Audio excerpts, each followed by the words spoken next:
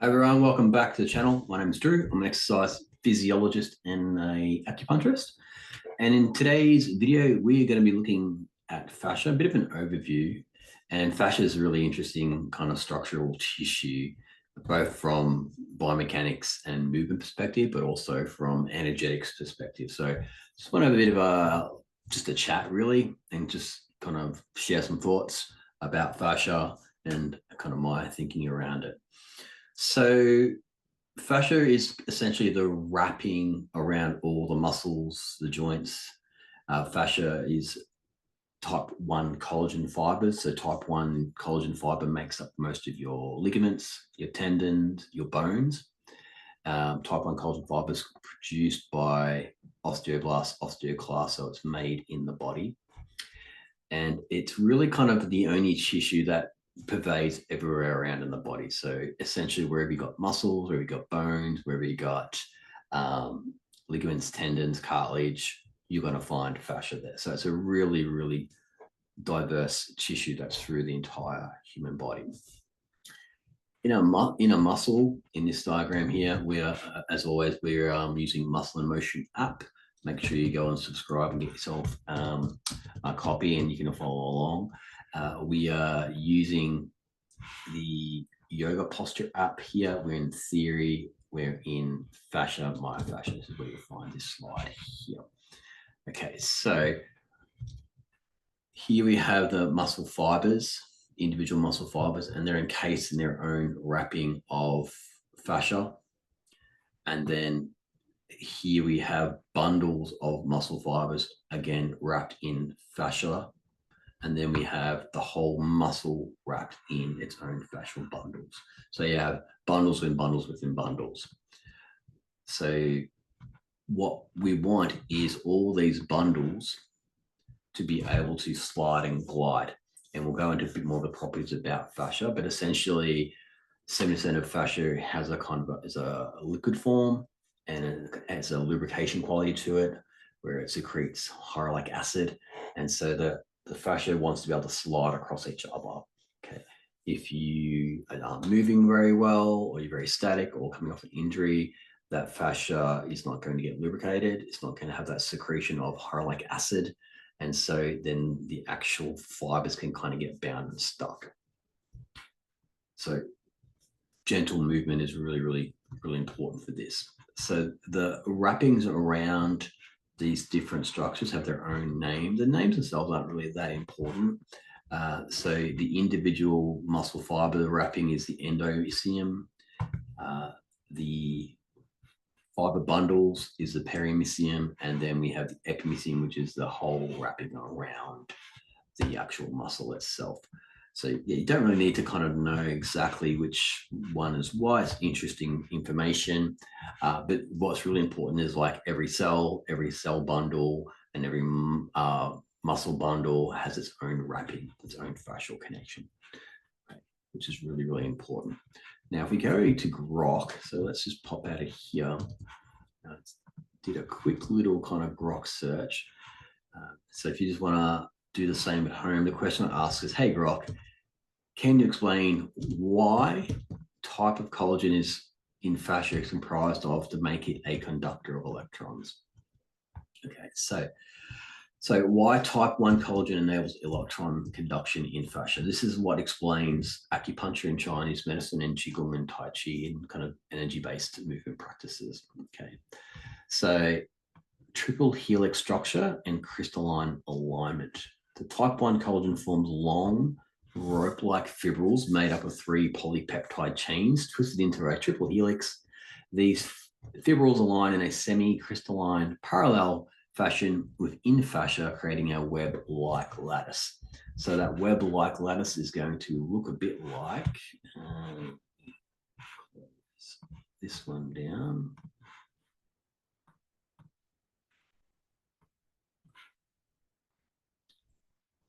So this is kind of like the web-like lattice that we're looking at here, this kind of interconnection of the fascia, creating a web. And then you've got different layers of this webbing within the fascia itself.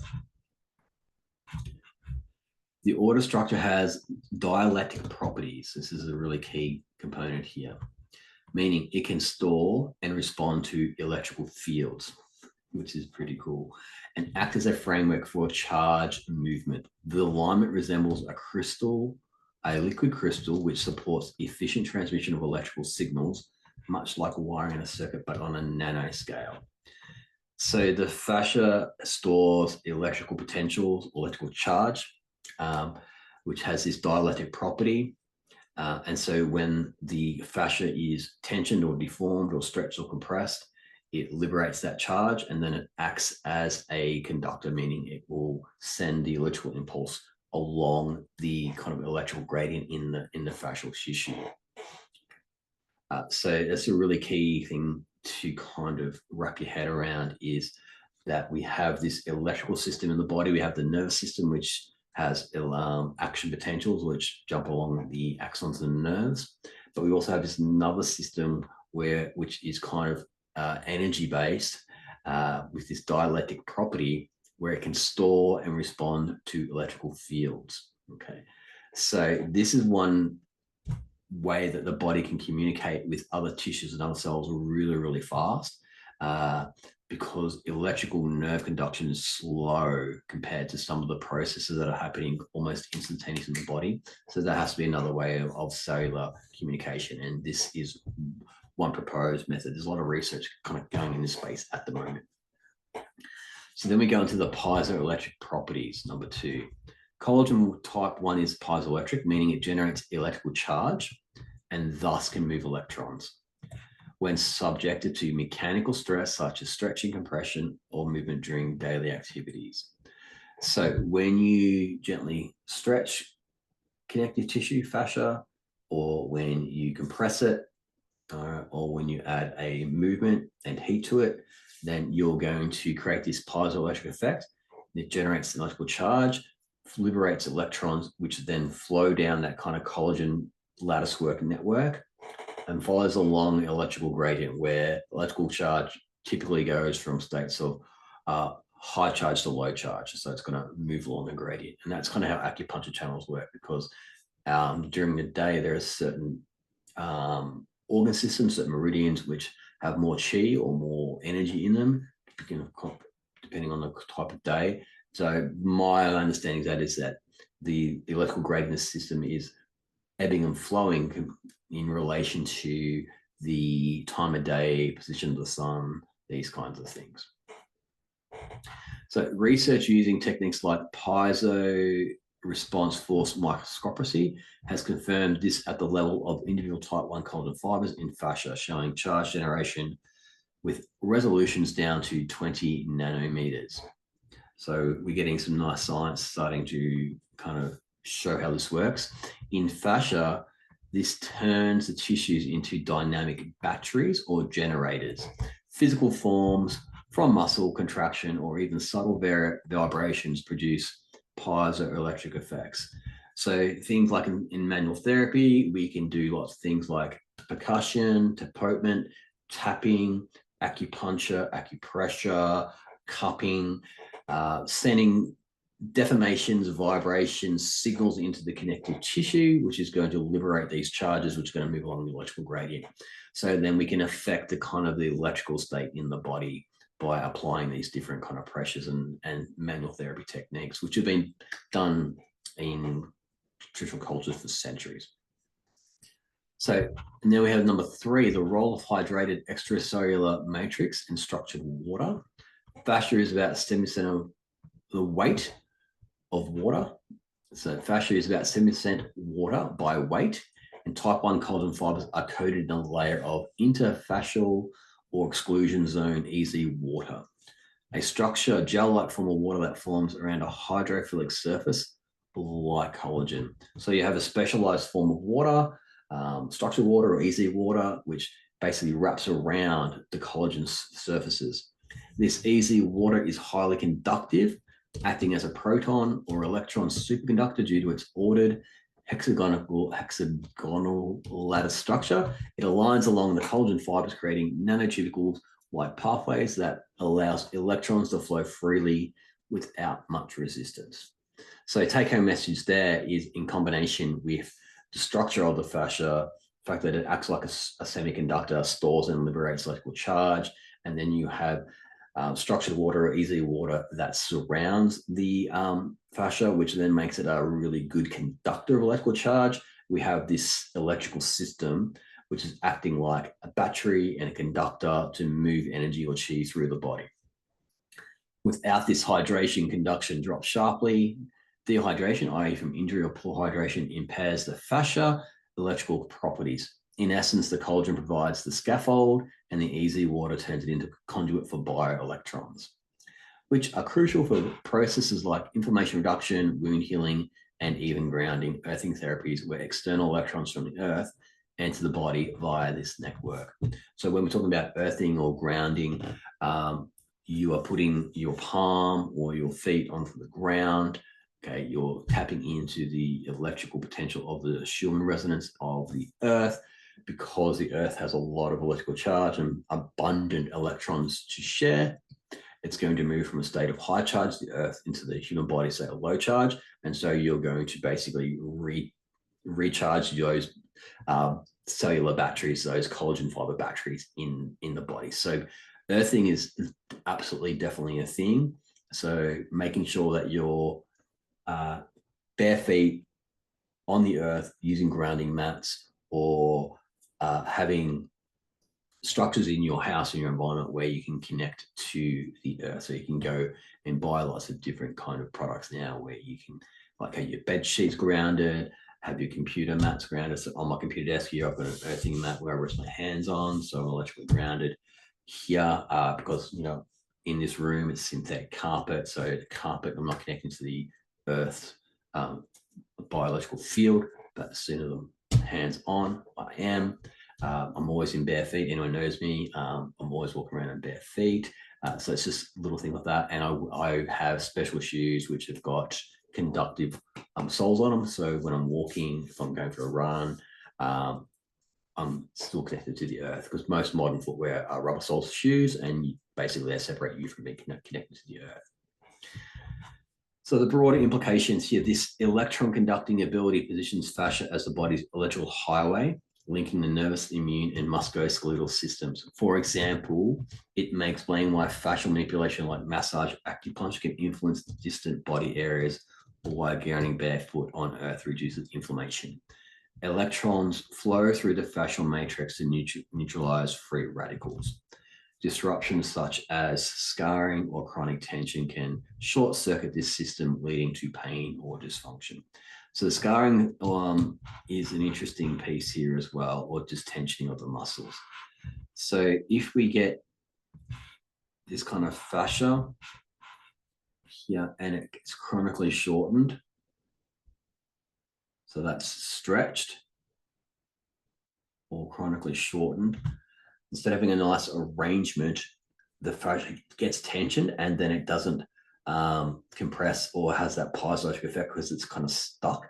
And so you're not getting the electrical charge coming through that kind of electrical highway, the acupuncture routine, if you will. And that's a huge problem in kind of musculoskeletal therapy, because if you get, in Chinese medicine, we call that B syndrome or qi blocking, you're just not getting the charge to the tissues, and every cell requires an electrical charge or voltage to help make the mitochondria work to produce energy. So if it's not producing energy, then it just can't function very well, and then everything kind of like stems off from that. So one of the key things we're trying to do, we're trying to get people to recharge their bodies. So if your tissues are chronically shortened, so if you do a lot of sitting, for example, your hip flexors will get tight typically, so the fascia will get bound and they can get adheres because you're not moving, as you're not lubricating, and they get stuck, and then they kind of, it's like a glue, and that kind of binds them together, and then they won't slide and glide, and so and then you won't get that piezoelectric effect. So mechanically it's restricted, and then electronically it's restricted as well. And that can happen in the other way if it's too lengthened. So if you come out here, you get these kind of, these little staples are kind of like trying to replicate kind of adhesion in the tissue, and so they're not going to move. So you get these chronically shortened or lengthened tissue, And then that deforms the fascia around there, and then it changes the muscle shape, because you can imagine the fascia wraps around the muscle, and that's going to change the muscle shape. And also the muscle needs to slide in that kind of wrapping of the fascia as well. So that's going to restrict the muscular system to be able to contract and relax properly. So it has this big kind of like trickle-on effect. So this is why we want to do exercises like mobility drills. So for example, here we have a roll down, which is a great exercise. So you're starting here in a nice neutral standing position, like a mountain pose in yoga. And then you're going to tuck the chin, you're just going to roll down, forward flexion. Okay, soften the knees, and then belly and chest to the thighs. And you're going to pause here and just going to breathe. And what you're going to do is you're going to stretch this big fascial line, okay, up the back of the body, down the butt, down the hamstrings, down the calves, to the ankles here. So this is one big continuous line of connective tissue or fascia. And in Chinese medicine, this is the bladder channel. Okay. So you then roll back up, and this is gently stretching and lengthening that connective tissue from the spine. And so then it frees it up. So exercises like Pilates roll downs, yoga, qigong, where we're doing these very slow, mindful movements, and we're trying to work the fascial system versus the muscular system. What we're working on here is really liberating and stretching the qi or the charge to move the qi through the body, through the electrical gradient. And that's one of the huge differences between Tai Chi and Qigong versus and yoga versus like Western exercise, where we're focusing more on the muscular system and those kind of things. So the research is still ongoing into this kind of biomedicine. For me, as an acupuncturist, you know, I've seen it clinically work. It's amazing. Works as practicing Tai Chi and Qigong and teaching it. It works. It's just a matter of practicing and doing the thing. What we're trying to do now is understand how it works, or more of that kind of what's the mechanism at place. And I'm really kind of exploring biophysics at the moment, trying to go a little bit deeper in understanding how that works. That just requires a deeper level of study for me. So I just wanted to share my thinking around this, and hope you enjoyed it. Hope it kind of highlights stuff. These new AI tools are amazing. You know, for me to get this information, previously I had to like order 4 books from Amazon and then troll through the books, and this is just collated. So as a learning tool initially, AI is really, really powerful, but you still got to do the work and kind of like understand how it all fits together. So hopefully this video has helped you do that. If you have any questions, please feel free to drop me a comment, and I'll see you on the next video. Ciao.